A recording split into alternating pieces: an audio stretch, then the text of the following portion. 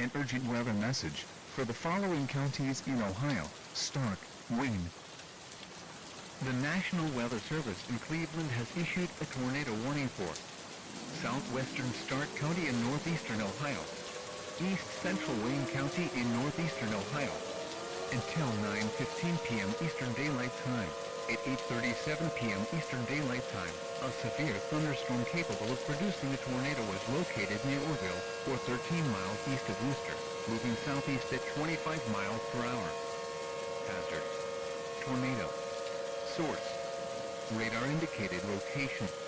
Impact: flying debris will be dangerous to those caught without shelter. Mobile homes will be damaged or destroyed. Damage to roofs, windows, and vehicles will occur. Tree damage is likely. Locations impacted include Massillon, Orrville, Brewster, Navarre, Dalton, North Lawrence and Perry Heights. Take cover now. Move to a basement or an interior room on the lowest floor of a sturdy building. Avoid windows. If you are outdoors, in a mobile home, or in a vehicle, move to the closest substantial shelter and protect yourself from flying debris.